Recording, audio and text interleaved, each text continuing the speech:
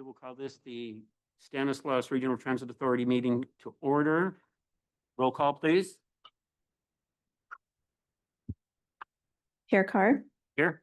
Vice Chair Ritchie, Director Condit, Director Morrow, Here.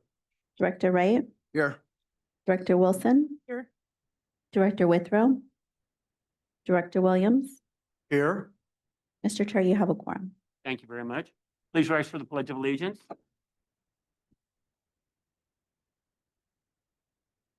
Pledge allegiance to the flag of the United States of America and to the republic for which it stands, one nation, under God, indivisible, with liberty and justice for all.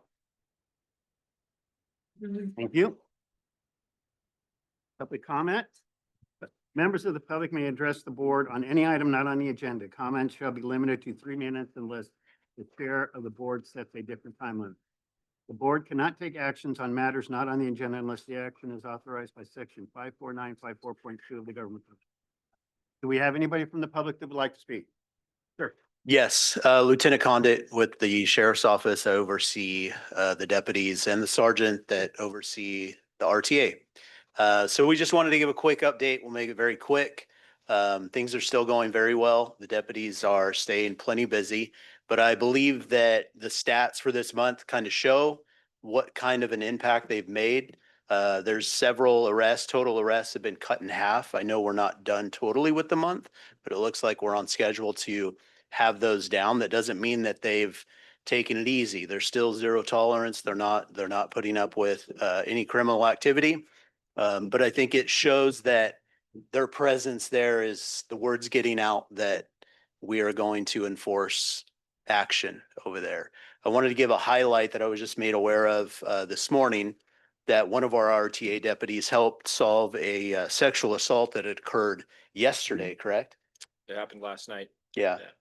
Just before he secured. Happened last night. I won't give details, but from the bus stop, it started there. The responsible took the victim to a different location. The assault took place, and once the description was given, our RTA deputy knew exactly who it was and ended up being that person, and an arrest was made. So the amount of people that are involved in criminal activity, their identities to the StanRTA deputies is it's allowing them to be able to identify people that are using that system in a bad way, and allowing them to do their job. And I think the impact shows in the stats for this month. So that's all I have. Sergeant Stovall, do you have anything? Nope. Any questions for me? I know we're not supposed to go back and forth, but I have a comment. Is that all right, Mr. Chair? Please. You know, due to the fact of the heightened criminal activity out in the world today, I think it's only fitting that you all are out there helping people feel safe. So thank you for what you're doing out there. That really, in my mind, maybe not in others, but in my mind, makes a huge difference. Even though it's at the bus station, it's still a place where people are. So thank you. yes, thank you very much. Thank you. Yeah, appreciate it. Thank you. I would also like to echo that. I'm hearing a lot of positive response that people are starting to feel safer on the buses and at the bus stations or bus depots. So Right on. thank you for what That's the you're doing. goal. Thank the officers for what they're doing, and come to keep up the great job and be safe. Right Pass on. it along. Thank you. Thank you. Any other public comments at this time? Do we have anybody online? Okay, go on to presentations. We are going to start with Britt Breckett. Hope I said that right. Britt has been a dedicated member of our team for more than 2 decades, celebrating 21 years of service on December 4th. She began her career behind the wheel as a driver and later stepped into road supervision and dispatch. And in 2019, brought her talents to the safety department, where she continues to make a lasting impact every day. Outside of work, Britt enjoys cooking and cherishes time with her grandchildren. When asked what she loves most about her role, Britt shared, "My favorite part is when we get new hires who know nothing about public transit, and I get to watch them grow and succeed. Please join us in congratulating Britt on this well-deserved recognition and thanking her for 21 years of service and dedication to our mission.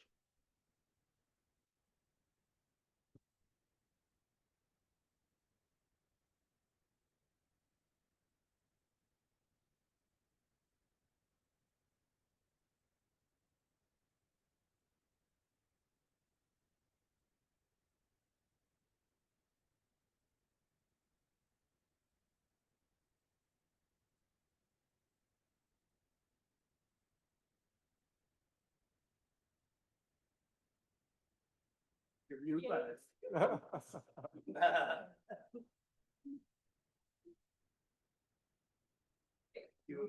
Congratulations. Thank you.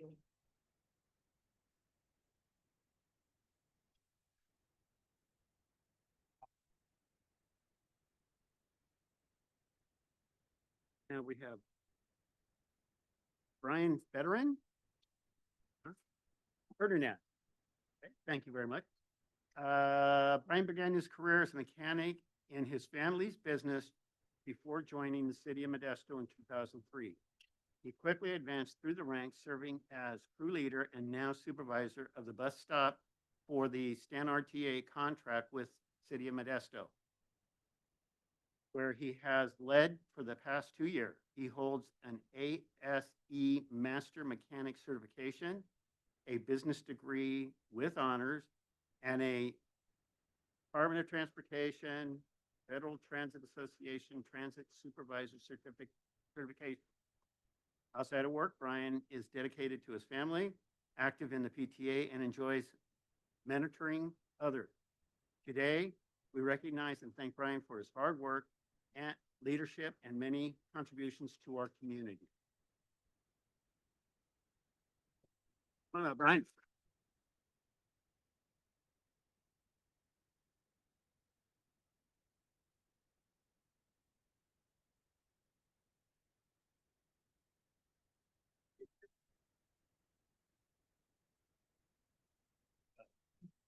Don't have to work on this. Yeah.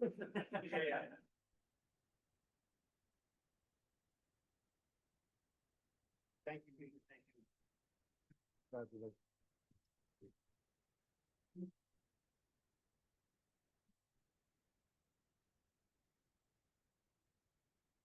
All right. This time we will move on to consent calendar. Does the policy board have any items on the consent calendar they would like to pull? Are there any items the public would like to pull?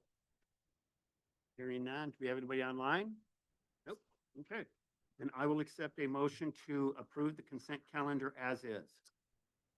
Second? All those in favor say aye. Aye. All those opposed? Hearing none, motion passes. Okay. Now we will adjourn into closed session. Yeah, we'll just need to adjourn into closed session for a few minutes.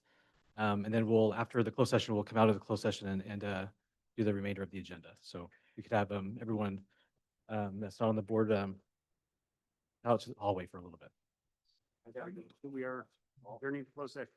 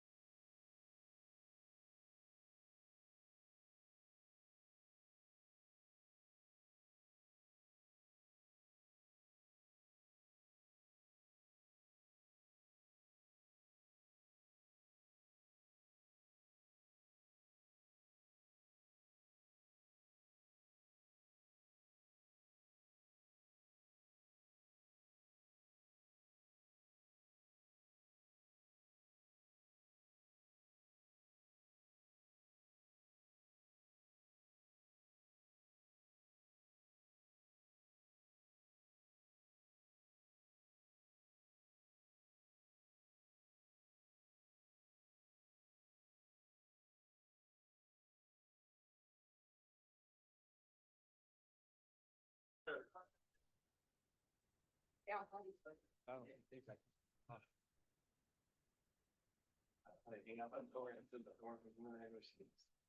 sounds a really good farm, buddy. I'm blind. I thought I got something. Oh, sorry, James.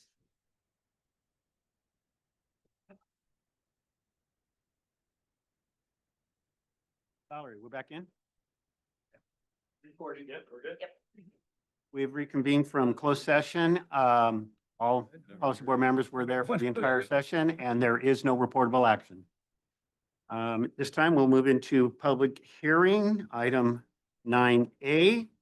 Potential acquisition of real property located at 3807 Cross Landing Road, series to be used as the administrative operations and maintenance facility for the Stanislaus Regional Transit Authority. Ms. Angela. Oh.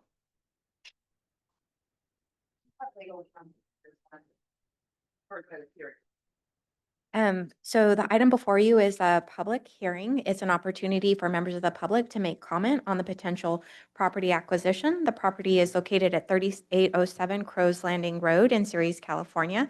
It is part of the West Landing Specific Plan in the city of Ceres. And with that, the building would be used, as you identified, for a potential operations maintenance facility and administrative facility for the Stanislaus Regional Transit Authority. And with that, Mr. Chair, if you'd please open the public hearing. Okay, this time we will open it up for public hearing.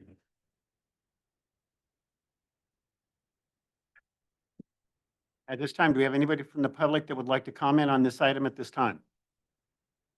Please, sir. Hello. Thank you, Mr. Chairman, members of the board. Ron McMurtry here. I just have a small thing. It's a little bit of long-term planning thing. I'm sure the agency is on top of this, but one of my concerns about the location is that I got to check something with Ms. Swanson. I think in her presentation, you said you're going to plan to have board meetings and the advisory committee meetings there as well once it's all in place. Is that part of the plan? Okay, thank you. So my concern is that for people who take the bus like myself and public access, the only route that currently runs down there is Route 40, unless you're willing to walk from the county CSA down to there. So I want to kind of put a bug in the staff's ear that we need to figure out something about working the route so that there's at least half-hourly service along that stretch of Crows Landing Road. Thank you. Thank you very much. Any other comments or questions from the public? Do we have anybody online that would like to comment on the public hearing? Nope.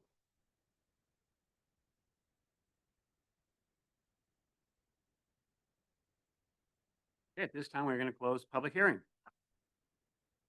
And move on to item 10A. Question item. Approve the purchase of real property to be used as an administrative operations and maintenance facility. Mr. Adam. And thank you, Mr. Chair. I'll hand it over to Angela to provide a short presentation on the proposed new property. Angela. Thank you, Adam. Thank you, Mayor Carr and the members of the board. Today we are discussing the proposal to purchase the property at 3807 Crows Landing Road. Next slide. The reason for the purchase is that StanRTA currently, since our inception in 2021, has been operating exclusively out of leased facilities. Most importantly is our presence at the City of Modesto's bus maintenance facility, a facility that was designed to accommodate the city's MAX fleet, but now is home to the buses also that came over to us from the County of Stanislaus and the expansion in services we have been providing since our inception. Moreover, the administrative staff for the agency are in commercial office space, which we have outgrown, and that space does not include any public spaces for the board, for meetings and community gatherings that we would like to be able to host. And the operations staff are split between the Modesto Transit Center and the bus maintenance facility, which is detrimental to smooth operations and not ideal. Looking specifically, though, at the bus maintenance yard is really what was the most telling need that drove us to start looking for a property. Because, as I mentioned, the bus yard was designed only for the MAX fleet. The yard is 40% over capacity, and that's a conservative estimate. It was designed for under 100 buses. We have over 140 right now, and we're growing. Moreover, the move away from fossil fuels such as diesel and gasoline and to battery electric buses and hydrogen fuel cell buses further exacerbates the problem because we don't have the power grid that could grow to support and provide for those kinds of vehicles on the site. And while it's been a wonderful home, we need to find a long-term solution. So next slide. So we began the search for a site that could house the agency administrative, the operations, and then the maintenance activities. So we contracted in early 2024 with the board action to work. We've been working with Paragon Partners to find prospective properties. And the specifications we gave to them in our search was we needed approximately 16 to 20 acres because we were looking for a facility that could house us for up to 20 years comfortably without having to expand to elsewhere. We wanted to stay close to the Modesto and Ceres urban core as much as possible. We, even though this site is a little bit further out than we wanted, we still going to something on the far end on the west side and on Highway 5 is not conducive because of what we call deadhead in transit, where you're operating, where the buses would be driving, say from that west side, all the way to get to Modesto to start a route. That's a lot of time, that's a lot of hours and a lot of miles that are being traveled that you're not transporting people where they need to go. So you want to try to keep the buses as close as possible to where the majority of the routes are operating for our location. We also were looking at commercial and industrial space because we do have several hundred buses every day that you're sending in and out of the facility. We are not meant to be a bordering neighborhoods. And business parks were also something that we looked at. We went through 18 sites in a period of 10 months for several reasons. Some ruled not to be well located for us or had drawbacks to the site. Other times, we found very few sites on the marketplace that were large enough. So we resorted to looking at, could we find a 5-acre parcel on the market and perhaps entice owners with adjacent properties to sell to us. That was not successful. We also found that sites got sold out from under our noses because on the private market, people didn't have to go through as individuals what we have to go through as a government agency for our due diligence work. And lastly, we found some owners unwilling to engage in sales with us because they knew what the process limitations were with public agencies and preferred not to be caught up in it. Next slide. So we finally landed on 3807 Crows Landing Road, which is at the corner with Service Road and across from the county's complex, the ag complex there. It is part of what's called the West Landing Specific Plan. And while the site on Crows Landing is technically Modesto, it is within the city of Ceres. It's already zoned as a business park. The site is undeveloped. You'll see on the next slide. In fact, you can move forward to the next slide and see the site, which it's there. It's a piece of flat, unused land. You can see the whole part of the parcel that's where it's the raw land. Then there's the yellow dividing line. We are on the right side that occupies the corner. As part of the purchase of the land, it does need to be subdivided for us and a new parcel map created for our portion, which is 28.61 acres.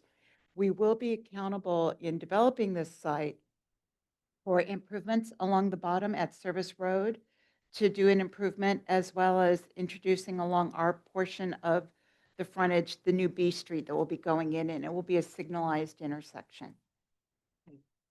One of the last things that was desirable about the site is, as it is part of a specific plan, one of the key things for a government agency in going forward and getting property is, can we pass the federal and state environmental clearances?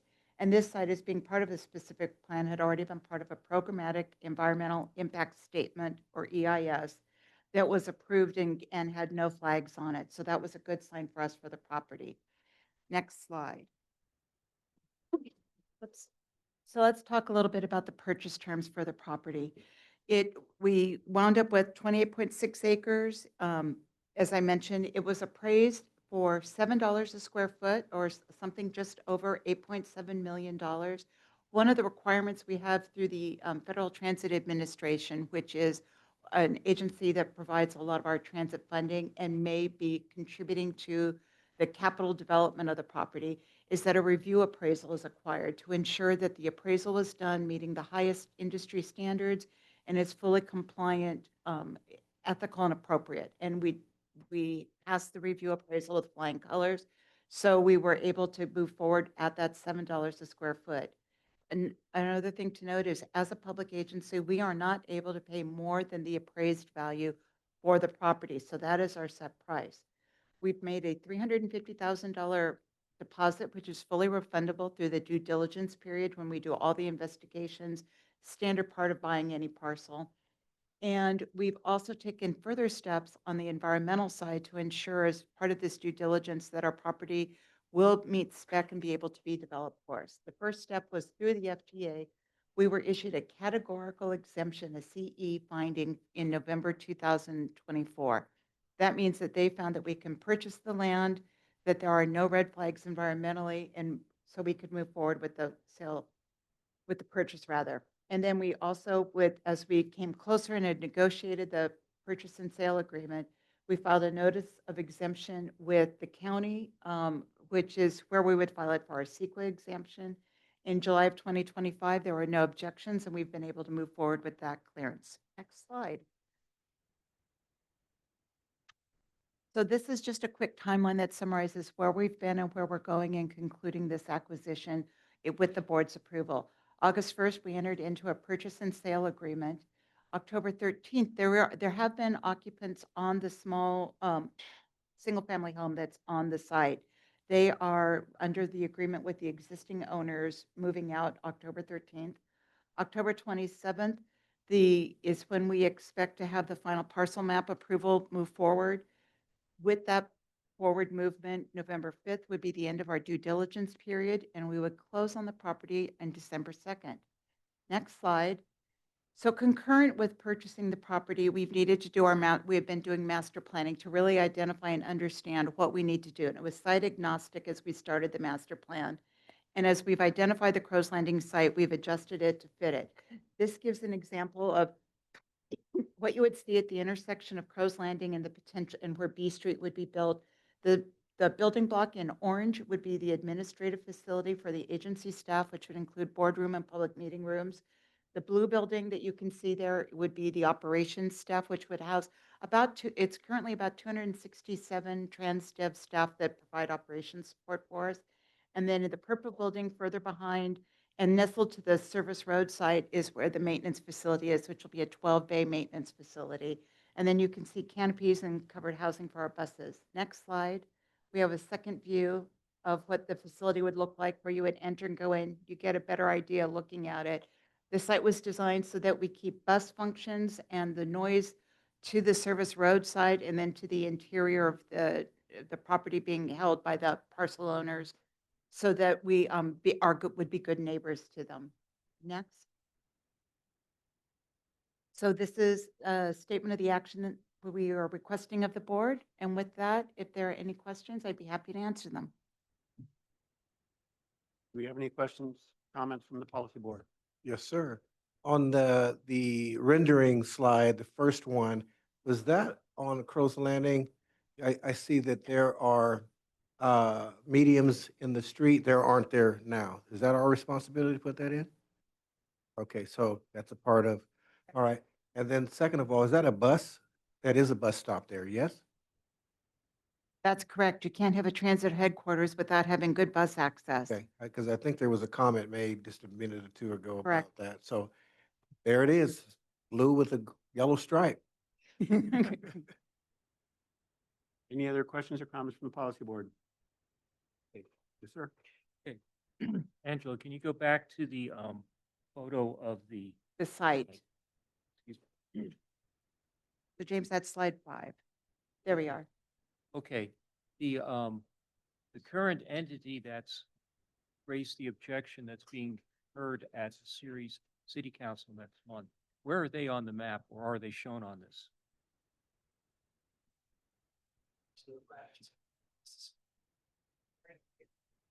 Okay.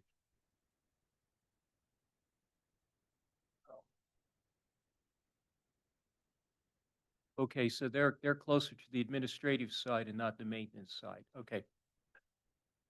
What's the square footage of that property, do you know? Okay, no worries. Thank you.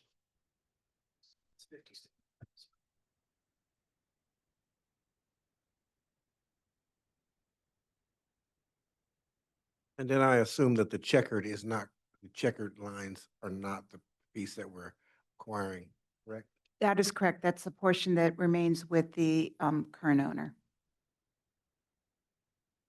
Any other questions or comments by the policy board? Hearing none, I will open up for public comment. Do we have anybody from the public that would like to speak on this item? Hearing none, do we have anybody online? No, thank you. So then, this is just an agenda item. Action item? Okay. Then I will accept a motion to approve the purchase of real property to be used as the administrative operations and maintenance facility. So moved. Second. All those in favor say aye. Aye. All those opposed? Hearing none, motion passes. Okay, 10B. Consulting services agreement with Strategic Strategies LLC for strategic planning, compensation analysis, and organization assessment. Ms. Strata. Okay, thank you, Chair Carr. Just a quick item on this one.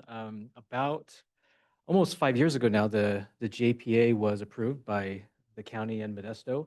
And the StanRTA was formed and staff started working on July 1st, 2021. During that time, obviously the StanRTA was set up and the organization was done. Staff were brought over and in different roles. And over the last few years, we've added a few positions to the team to round us out. At this point, as I talked about during the budget session 6 months ago or so, I think it's time to review the organization and look at the organizational chart and the positions, and hiring this consultant to help us with that process. The next slide.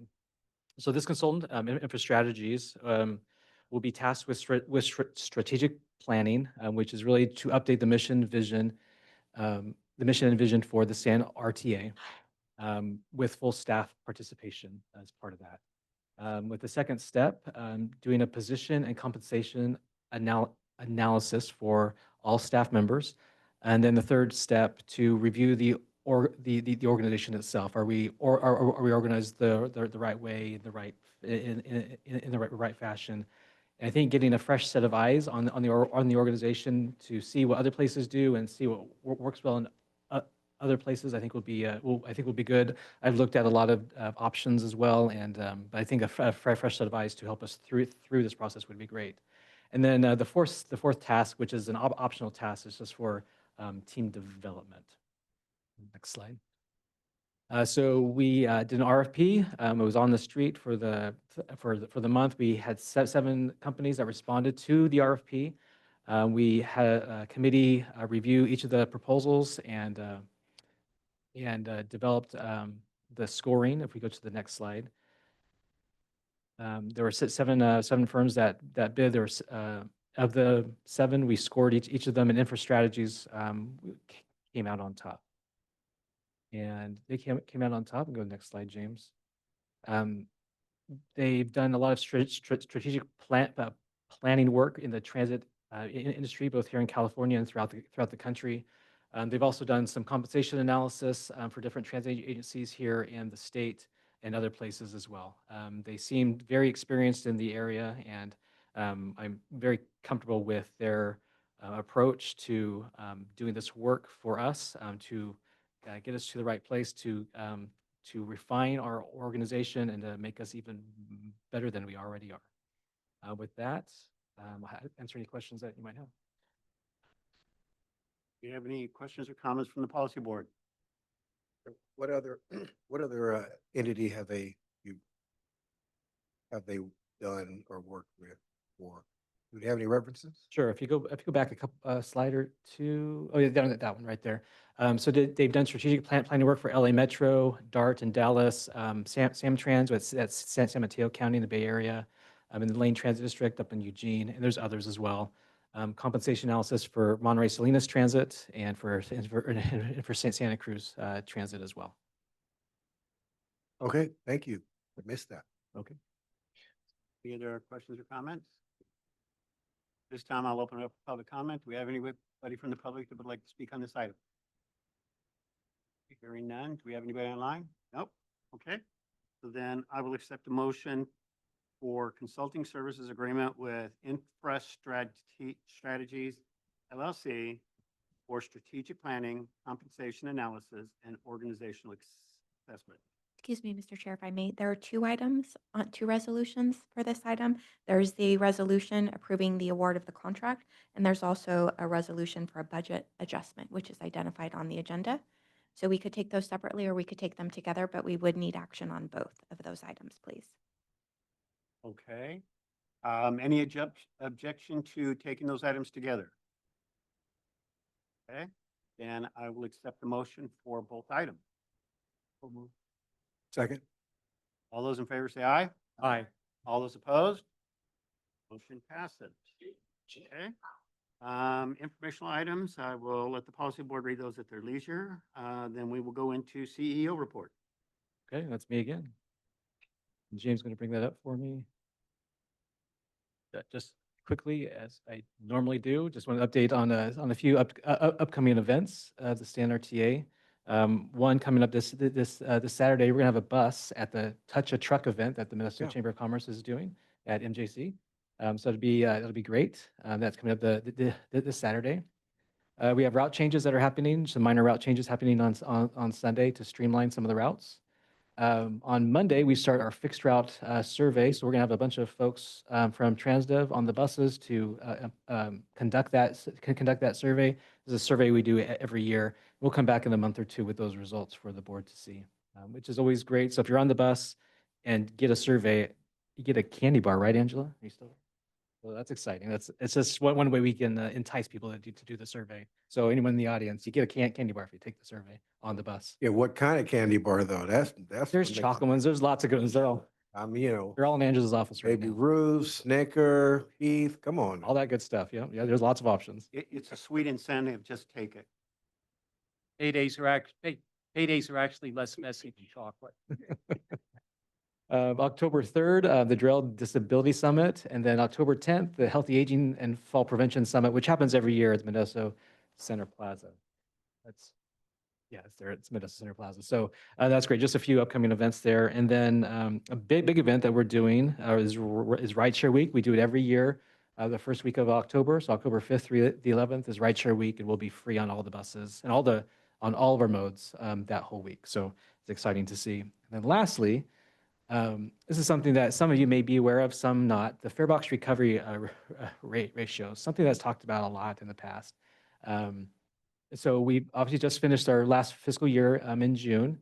And so at this time of year is where Letty and team do the fare box recovery ratio calculation, which is a simple calculation. You just take all of your revenues and divide it by all of your expenses, and you get your fare box recovery ratio. And so this year is 29%, as you can see there on the slide.